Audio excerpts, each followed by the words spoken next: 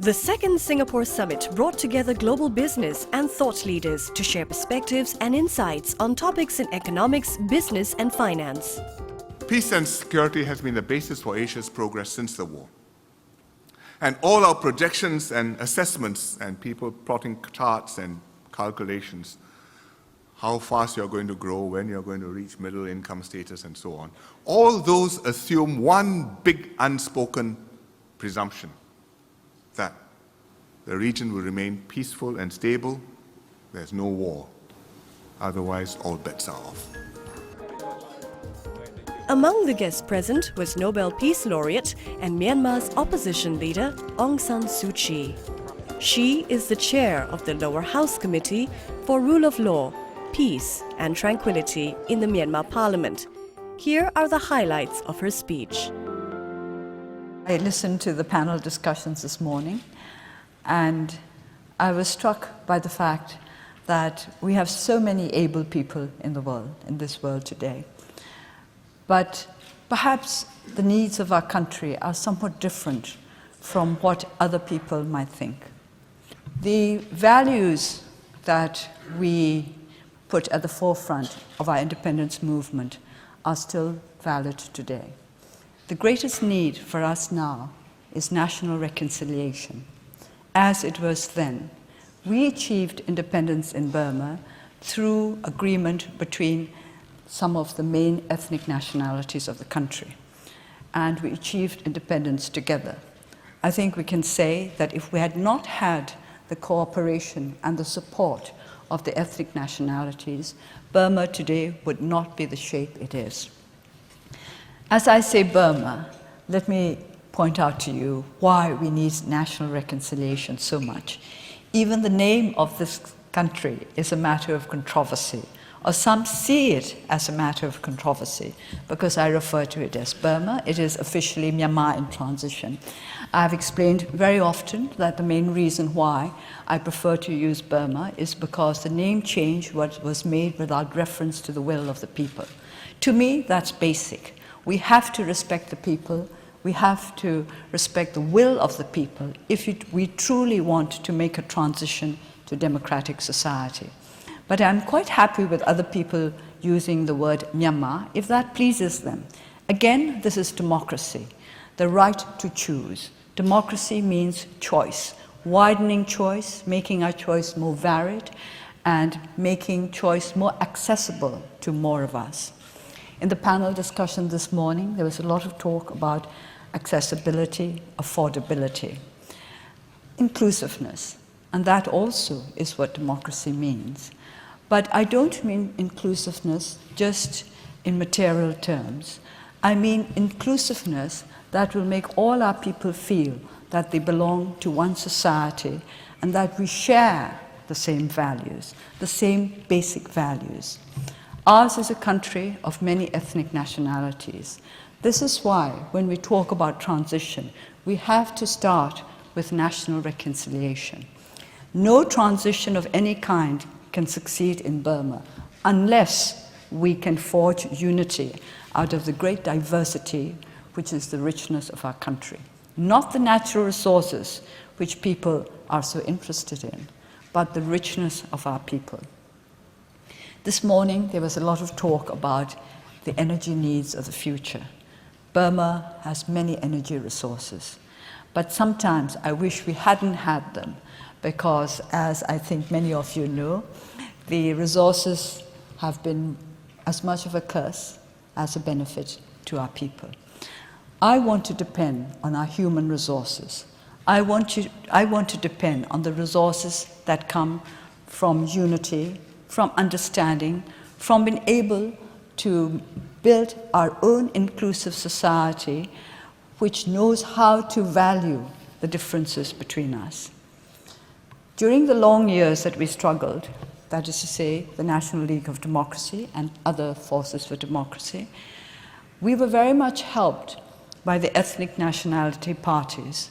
Few people are aware of the fact that the National League for Democracy was able to stand firm and strong because of the support of our ethnic nationality allies. We were almost the only ethnically Burmese party left standing after the 1990 elections, which we won and which were totally ignored.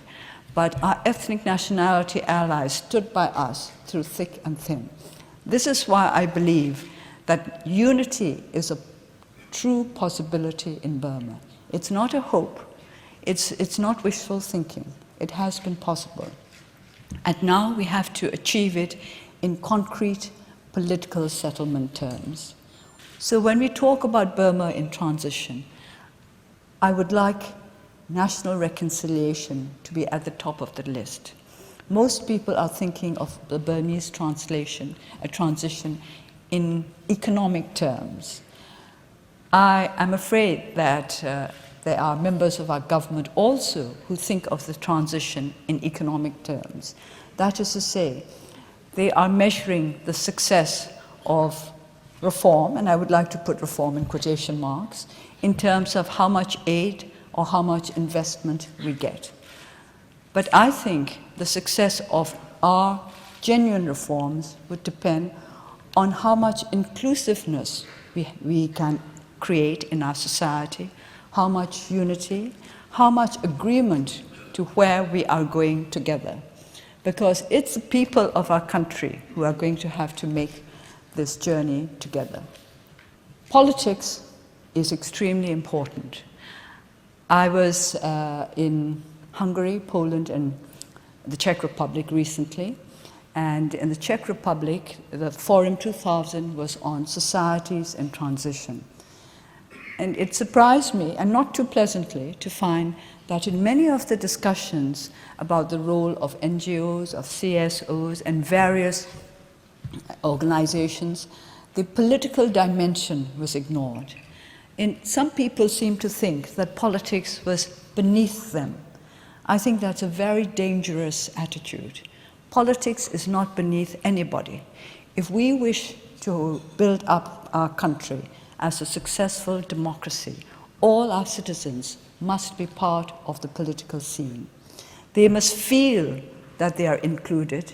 They must feel they have their rights, but at the same time, they must be aware of their responsibilities. It is considered a little old-fashioned these days to talk about duties, but I think it is very important. Also, it is considered somewhat old-fashioned to talk about spiritual values. But I do believe in them because it is by these spiritual values that we have been upheld for nearly 3 decades. During our struggle for democracy, which we have not yet achieved, we were upheld by ordinary people who had nothing to give us except the spiritual support. Whenever I went around the countryside, our people would encourage me simply by wishing me long life. I thought this was so generous, and they were doing it with such happiness. They were not asking for anything for themselves. So people may question, well, don't they expect something from me? They might ask me. Yes, they did expect something from me. They expected me to keep their hopes up. But they were helping me to help them. They were not just expecting me to do that by myself. They were wishing me long life in order that I might have longer time in which to do what they wanted me to do. So the generosity of our people helped us to keep going. When they had nothing, they had their spirit. They had the generosity to think of me and of those who were working with me rather than of themselves, because they recognized that we were all one and the same.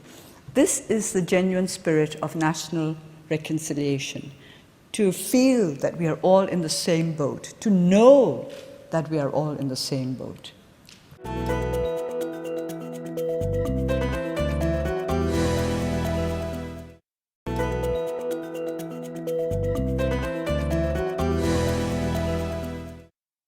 So when we look at Burma today, when we look at the reforms in Burma, I would like you to look not just at the economic scene, which, by the way, is not as beautiful as some would wish it to be. But I won't go into the statistics. I'm sure you can get hold of it if you're interested. But it's the political and social achievements that we have made so far. And the greatest worry for me in this is that we have come to reform at a most difficult time. This morning on the panel, Mr. Fink was talking about the compression of the labor market, the fact that times have changed, and we are very much aware of that. This is not the 1990s. Our people all over the world have higher expectations. They want to come in at a higher level. They're not going to come in at the level of the 1990s.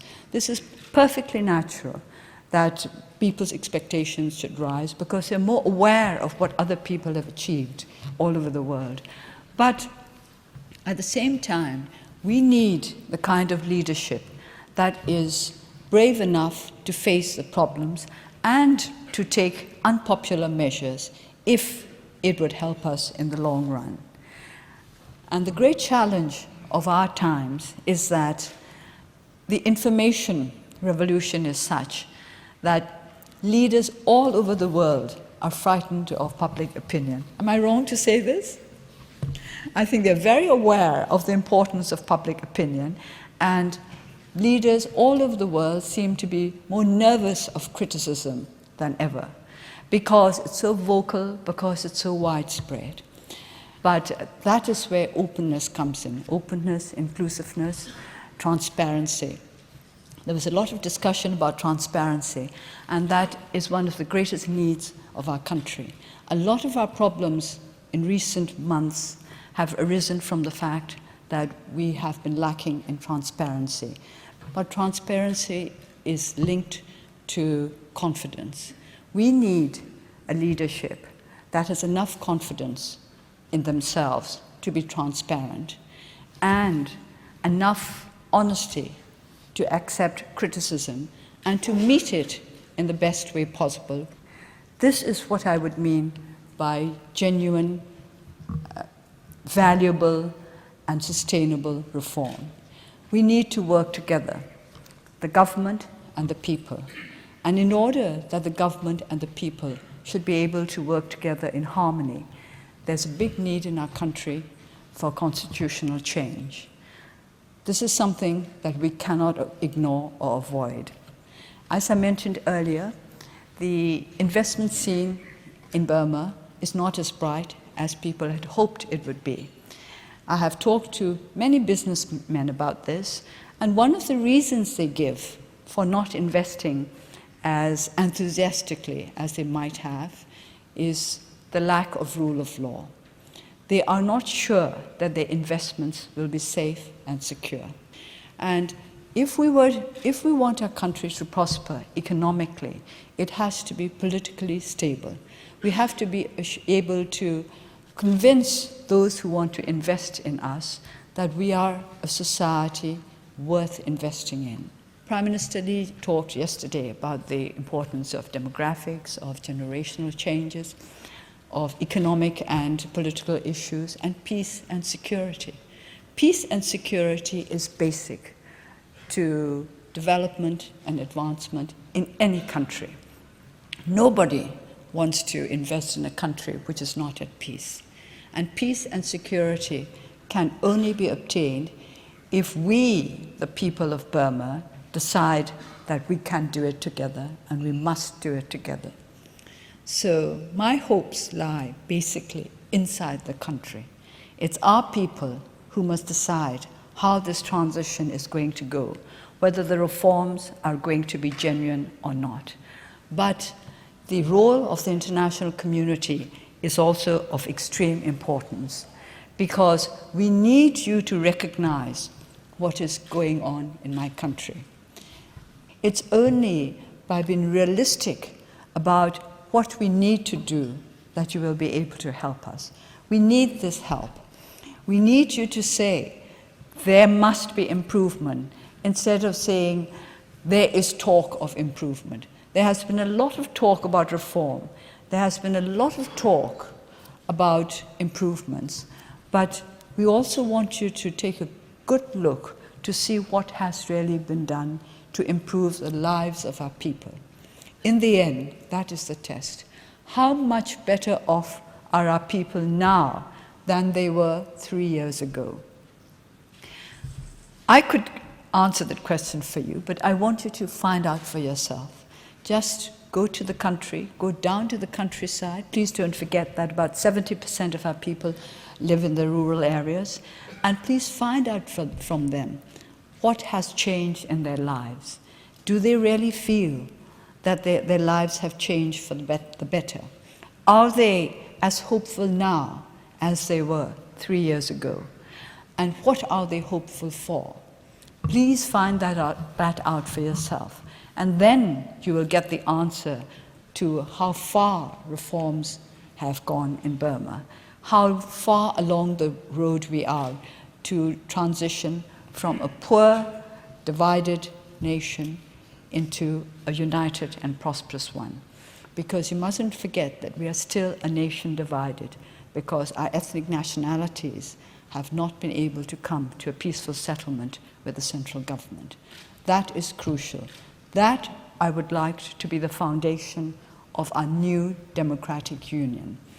The agreement of all those in the union to work together, the agreement that we have differences, but we are prepared to overcome these differences together, not just for the sake of material gain, but for the sake of living in a society that is at peace with itself. I would like to say that I have, in the last year, been to many affluent societies, but I still think that we have something to offer that the richer countries don't have. We still have spiritual values. We still have a certain spirit of generosity, of believing in the possibility of human beings to rise above themselves that we can offer to the world. So even now, although we have not made the transition to a genuine democratic society, I'm confident that we have something to offer to the world. And of course, the rest of the world also has much to offer to us. So let it be a mutual give and take. It is not that we are a poor nation asking for help and assistance, which we need, but we are also a nation rich in certain values that we would like to share with the rest of the world. Thank you.